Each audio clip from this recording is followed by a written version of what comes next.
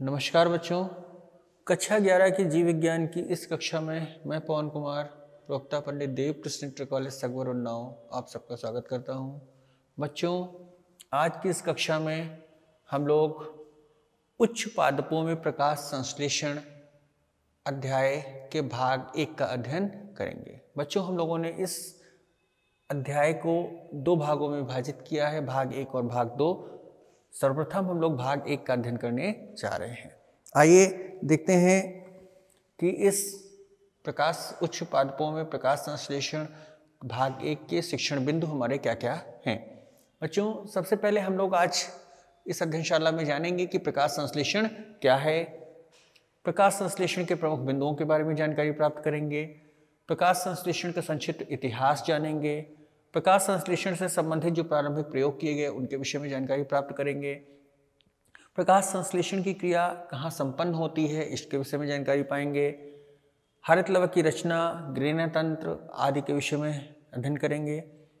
प्रकाश संश्लेषण से संबंधित प्रमुख वर्णक कौन कौन से होते हैं इनके विषय में जानकारी पाएंगे।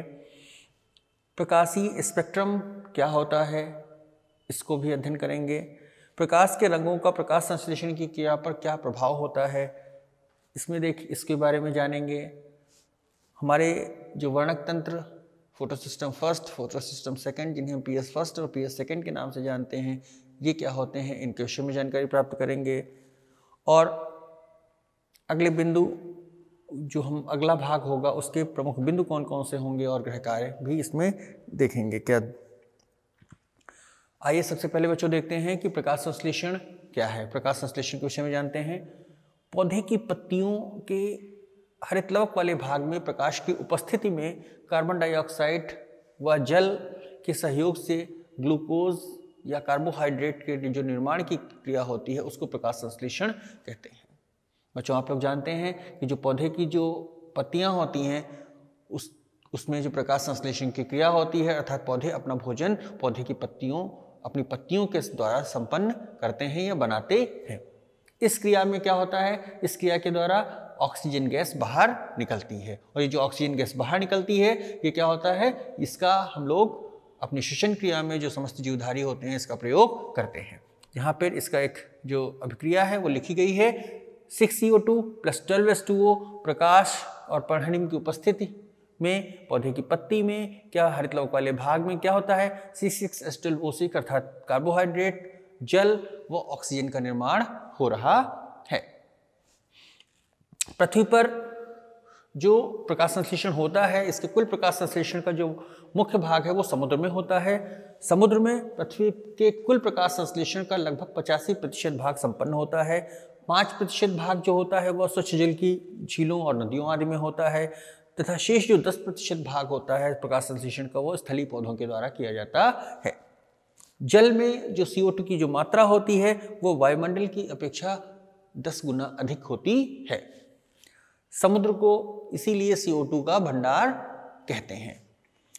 बच्चों, हम लोग यहाँ पर एक प्रयोग देख रहे हैं जिसको हम लोग प्रारंभिक कक्षाओं से भी पढ़ते आए हैं। अभी हमने परिभाषा का अध्ययन किया कि हरे पौधे अपनी जो पत्तियों के जो हरितलवक वाले भाग में प्रकाश की उपस्थिति में भोजन निर्माण की क्रिया करते हैं और ऑक्सीजन गैस को बाहर निकालते हैं। इससे संबंधित हम लोगों ने एक प्रयोग पिछली कक्षाओं में भी अध्ययन किया।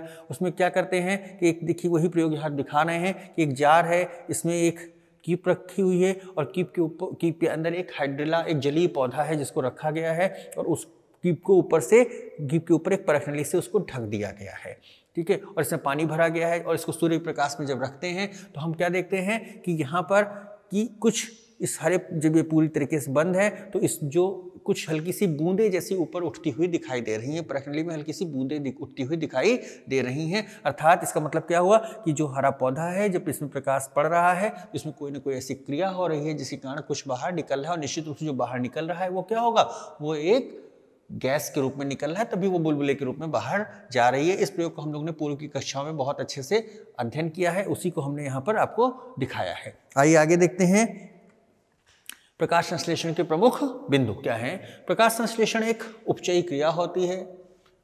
यह क्रिया क्लोरोफिल युक्त पादप कोशिकाओं में संपन्न होती है। यह क्रिया प्रकाश की उपस्थिति में हरितलवक में संपन्न होती है। इस क्रिया में पौधे वायुमंडल से CO2 और मृदा से H2O प्राप्त करते हैं, ग्रहण करते हैं और इनके सहयोग से ग्लूकोज व अन्य कार्बोहाइड्रेट्स का निर्माण करते हैं। पौधे इस क्रिया में सौर ऊर्जा को रासायनिक ऊर्जा के रूप में परिवर्तित करते हैं।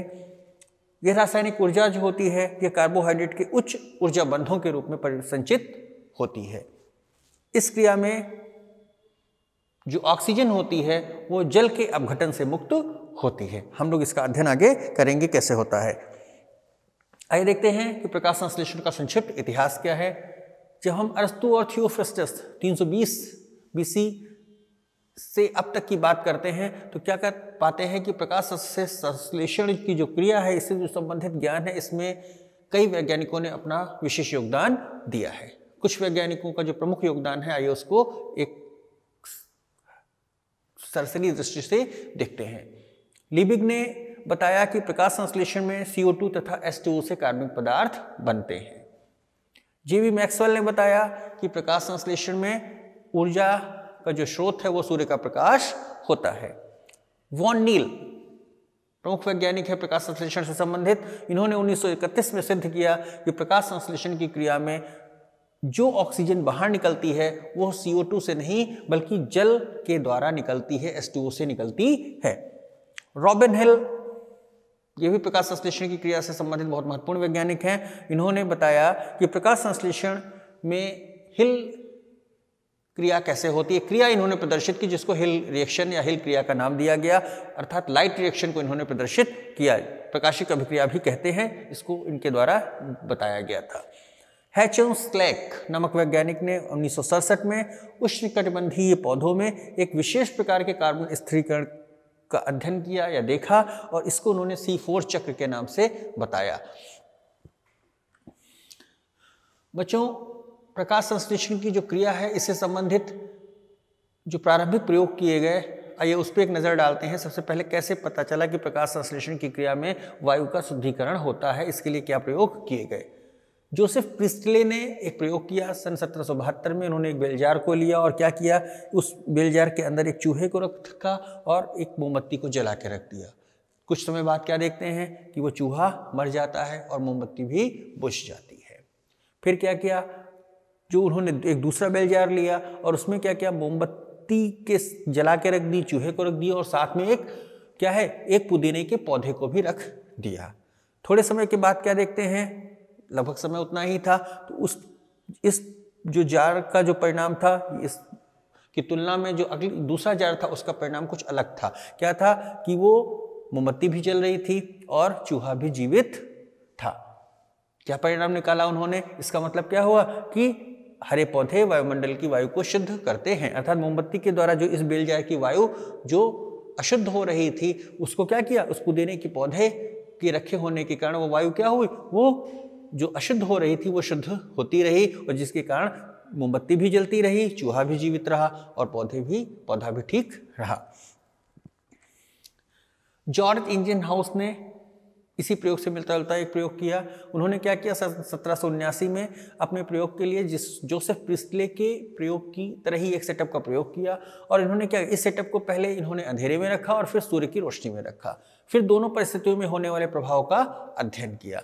क्या पाते हैं, उन्होंने पाया कि पौधे युक्त जो सेटअप को जब तेज धूप में रखा था तो पौधे के आसपास छोटे छोटे बुलबुले बन गए थे, जबकि अंधेरे में रखे गए जो पौधा था उसके आसपास ऐसे बुलबुले नहीं बने थे। उन्होंने इन बुलबुलों की पहचान ऑक्सीजन के रूप में की और निष्कर्ष दिया कि पौधे सूर्य के प्रकाश की उपस्थिति में ही वायु को शुद्ध करते हैं और यह शुद्धिकरण जो होता है वह केवल पौधे के हरे भागों द्वारा ही किया जा सकता है। इस प्रयोग के लिए उन्होंने क्या किया था, एक जलीय पौधे का प्रयोग किया था। जो हमने सबसे पहले जो हाइड्रिला का पौधा दिखाया था उसी से मिलता जुलता यह प्रयोग था। बच्चों, अब हम लोग प्रकाश संश्लेषण की क्रिया से संबंधित कुछ अन्य रोचक तथ्यों के बारे में जानते हैं।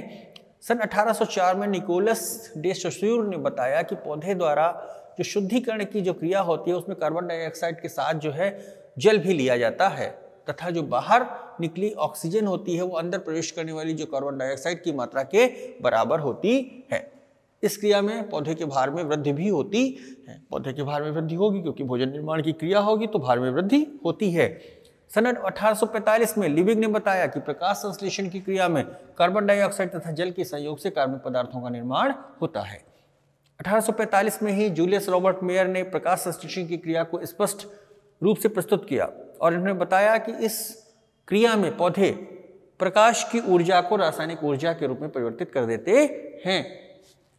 यह रासायनिक ऊर्जा पौधे में कार्बनिक पदार्थों के रूप में संचित हो जाती है, जिसके द्वारा पौधे तथा जंतुओं का पोषण होता है। यहां पर बच्चों एक प्रश्न उठता है, क्या है कि पौधे का कौन सा भाग होता है जहां पर वायु का शुद्धिकरण होता है, ऑक्सीजन निकलती है तथा कार्बनिक पदार्थों का संश्लेषण अर्थात प्रकाश संश्लेषण की क्रिया होती है। इसके अब उत्तर को हम लोग जानते हैं, हालांकि आप लोग जानते हैं इसको, फिर भी एक बार इसका देखते हैं।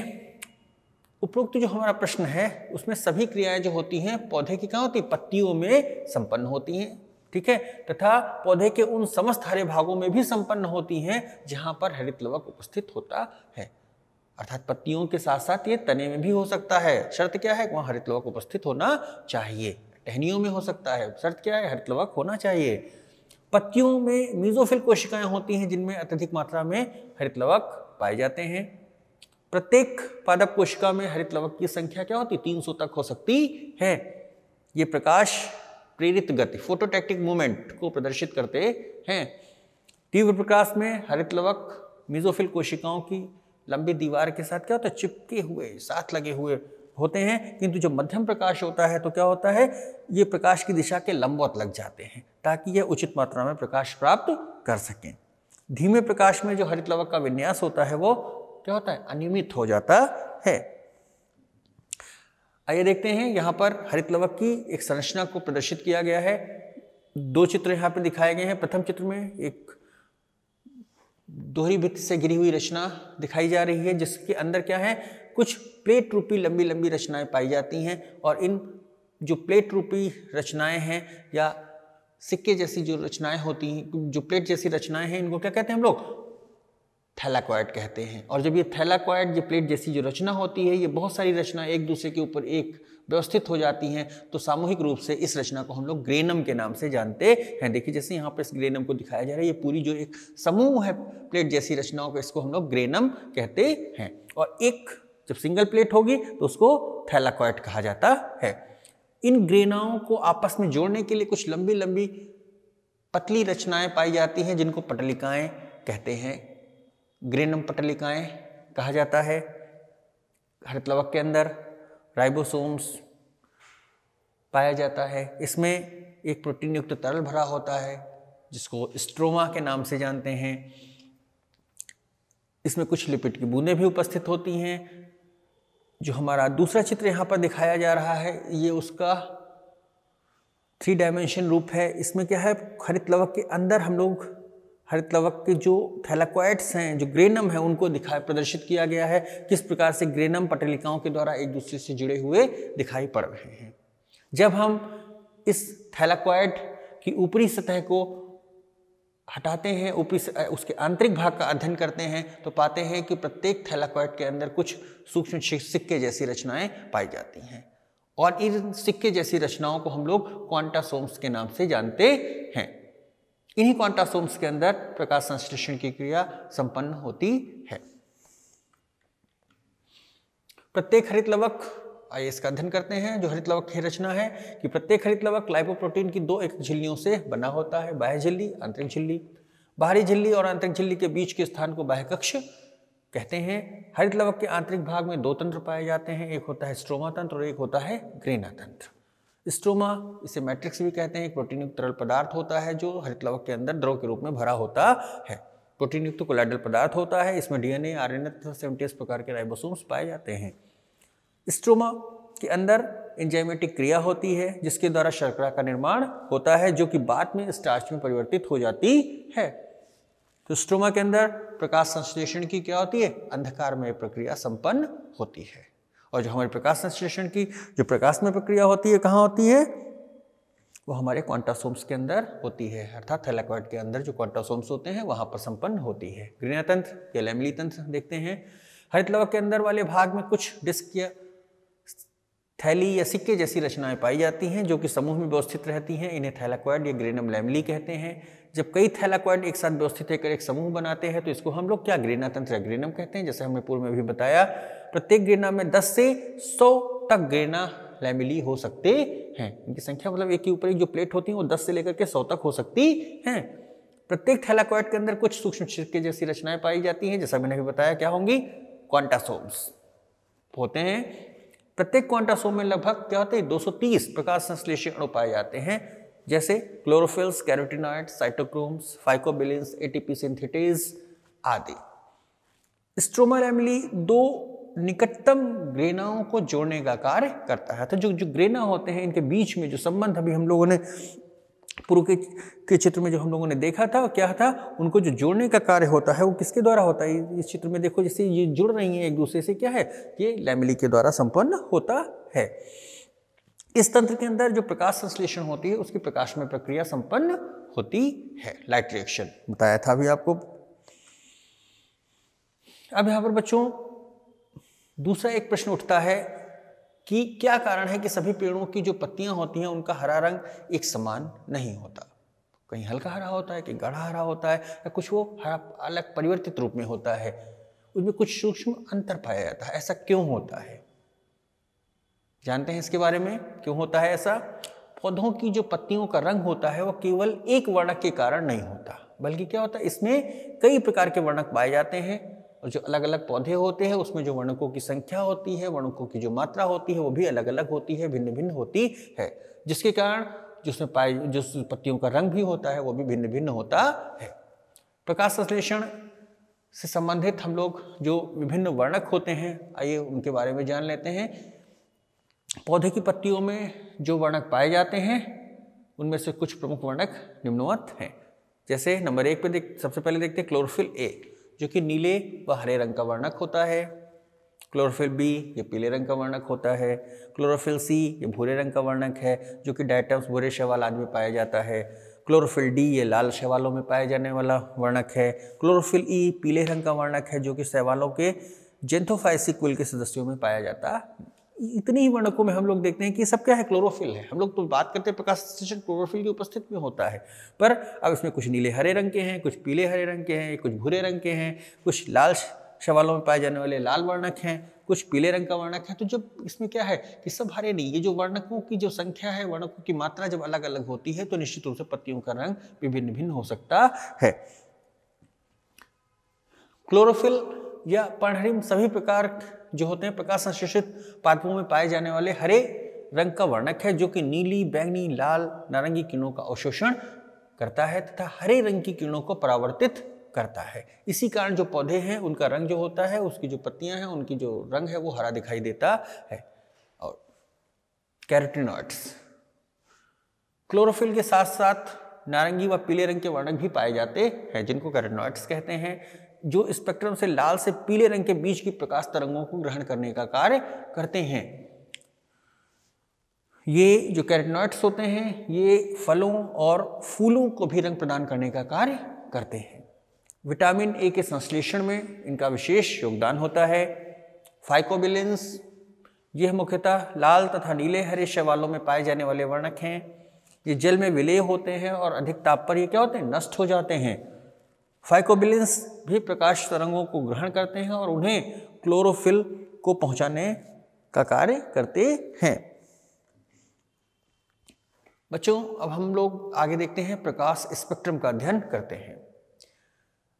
बच्चों सूर्य का जो प्रकाश होता है हम लोग जानते हैं कि ये 7 रंगों से मिलकर के बना होता है, जिसको हम लोग शुरुआती कक्षाओं से पढ़ते आ रहे हैं। इसमें क्या होता है? बैंगनी रंग होता है, जामुनी रंग होता है, नीला होता है, हरा होता है, पीला होता है, नारंगी होता है और लाल होता है, जिसको हम लोग संक्षिप्त रूप में बैजानी हप्पी नाला के नाम से भी जानते हैं। मतलब हर रंग का शुरुआत का एक जो अक्षर होता है उसको मिलाकर के बैजानी हप्पी नाला बना हुआ है। तो सूर्य का प्रकाश 7 रंगों से मिलकर बना होता है। प्रत्येक रंग की क्या होती है? एक विशिष्ट तरंगदैर्घ्य होती है। यह तरंगदैर्घ्य जो होती है ये क्या होती है? 390 nm से लेकर के 800 nm तक होती है। सौर ऊर्जा जो होती है ये विद्युत चुंबकीय ऊर्जा तरंगों के रूप में पृथ्वी पर पहुंचती है।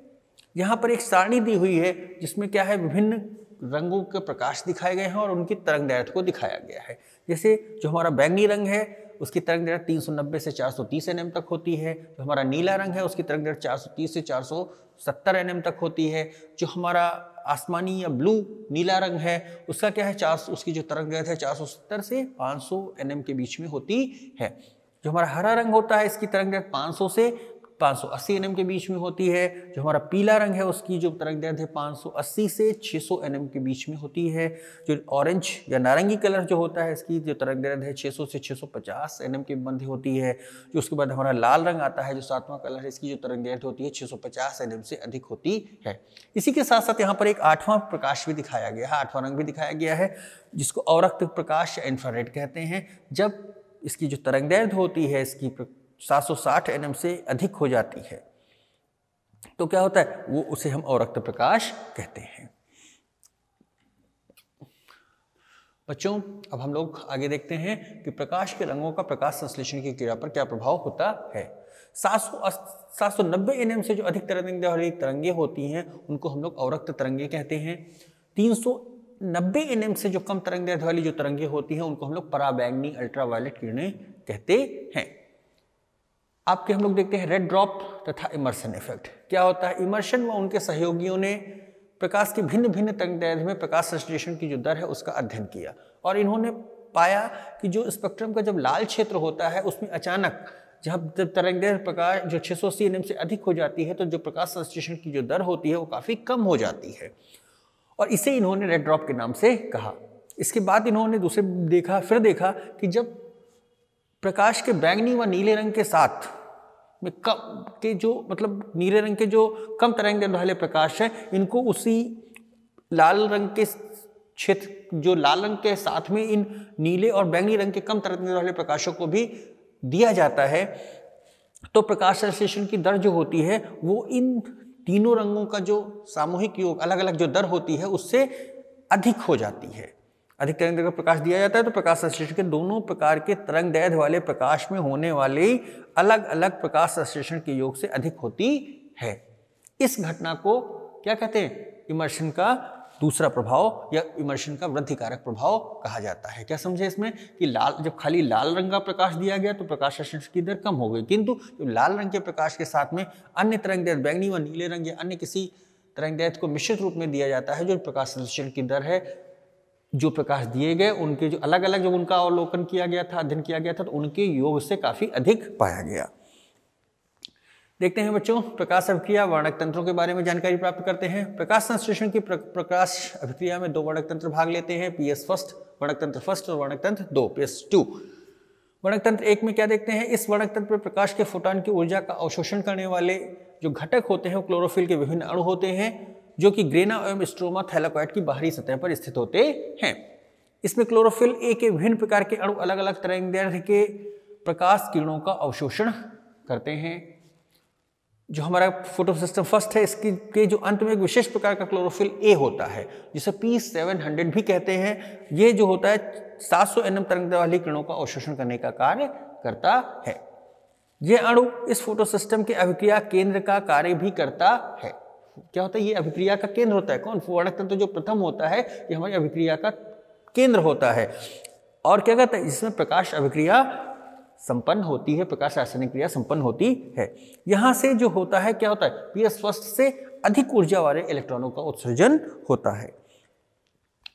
जो दो प्रकाश तंत्र होते हैं इसमें वर्णकों का जो वितरण है आप ये देख लीजिए, यहाँ पे कैरोटिनॉइड्स, क्लोरोफिल बी, क्लोरोफिल ये जो हमारे फोटोसिस्टम फर्स्ट और फोटोसिस्टम सेकेंड, प्रकाश तंत्र फर्स्ट प्रथम और द्वितीय का इसमें यहाँ पे एक तुलनात्मक अध्ययन दिखाया गया है। इसमें भी सब कुछ लगभग ये भी है, क्लोरोफिल एज है, क्लोरोफिल यहाँ तक इसमें समानता दिखाई जाती है। क्या क्लोरोफिल एक जो होता है इस यहाँ पर थोड़ा सा अंतर दिखाया जाता है। यहाँ पर जो रिएक्शन सेंटर फोटोसिस्टम सेकंड का जो रिएक्शन जो मुख्य बिंदु होता है वो P680 से 682 होता है, किंतु यहाँ पर P700 होता है क्योंकि जो क्लोरोफिल ए का अणु होता है ये क्या होता है, ये 705 से 735 nm तक की तरंग को अवशोषित करता है। यहाँ पर 685 से 695 ही प्रदर्शित किया गया है। यहाँ पर जो एक्सचेंज ऑफ एक्साइटेशन एनर्जी को प्रदर्शित किया गया है। बच्चों, इस प्रकार से आज हमने जो प्रकाश संश्लेषण की क्रिया का जो भाग 1 था उसमें हमने प्रकाश संश्लेषण की परिभाषा, उसका इतिहास, उससे संबंधित प्रयोग, प्रकाश संश्लेषण संबंधित प्रयोगों के बारे में, वर्णक तंत्रों के बारे में, फोटोसिस्टम फर्स्ट क्या होता है, फोटोसिस्टम सेकंड है, उसमें जो अभिक्रिया केंद्र क्या क्या है, इनके विषय में जानकारी प्राप्त करी। बच्चों, हम लोगों का जो इसका जो आगे का जो हम भाग 2 पर आप अध्ययन करेंगे, इसके बाद में जो अध्ययन किया जाएगा उसमें हम लोग क्या क्या जानेंगे, आइए उसको देख लेते हैं। प्रकाश संश्लेषण की हम लोग आधुनिक संकल्पना के विषय में जानेंगे। प्रकाश संश्लेषण अभिक्रिया या हिल अभिक्रिया क्या होती है, इसके विषय में जानकारी प्राप्त करेंगे। प्रकाश फास्फोरिलीकरण क्या होता है, इसके विषय में जानकारी लेंगे। इसमें चक्रीय फोटोफास्फोरिलेशन और अचक्रीय फोटोफास्फोरिलेशन के विषय में जानकारी प्राप्त की जाएगी। कीमियोस्मोटिक हाइपोथेसिस के बारे में जानकारी प्राप्त करेंगे। प्रकाशिक अभिक्रिया अर्थात बेंसन कैल्विन साइकिल क्या होता है, इसके विषय में जानकारी ली जाएगी। C4 चक्र क्या होता है, इसके विषय में अध्ययन करेंगे। प्रकाशीय शोषण क्या होता है, इसके विषय में भी जानकारी प्राप्त करेंगे। तथा प्रकाश संश्लेषण की क्रिया को प्रभावित करने वाले कारक कौन कौन से हैं, इसके विषय में भी जानकारी प्राप्त करेंगे। आइए, आज का जो हमने अध्ययन किया है इससे संबंधित कुछ गृह कार्य आपको देते हैं, आपको उसको घर से करना है। आपको किसी प्रयोग के द्वारा यह सिद्ध करना है कि प्रकाश संश्लेषण की क्रिया में ऑक्सीजन गैस बाहर निकलती है। आप लोग इसको करने का प्रयास करिए। पौधों के जीवन में प्रकाश का क्या महत्व होता है, इसको आपको बताना है। अगला प्रश्न आपका है, प्रकाश संश्लेषण की क्रिया में क्लोरोफिल का क्या महत्व होता है, इसके विषय में आपको जानकारी देनी है। चक्रीय व अचक्रीय फोटोफास्फोरिलेशन में प्रमुख अंतर क्या क्या होते हैं, इसको आप लोग लिखिए। रेड ड्रॉप और इमर्शन प्रभाव क्या होता है, इसके विषय में आपको जानकारी देनी है। और बच्चों, अंत में आपको ये बताना है, जो हमारा प्रश्न है कि प्रकाश संश्लेषण की क्रिया में उत्पन्न ऑक्सीजन गैस का स्रोत क्या होता है, अर्थात जो ऑक्सीजन गैस निकलती है ये कहाँ से निकलती है। इसी के साथ आज हम लोग अपनी जो ये हमारा इसका प्रकाश संश्लेषण का जो भाग 1 था, इसको यहाँ पे विराम देते हैं। शेष भाग हम लोग भाग 2 में अध्ययन करेंगे। नमस्कार।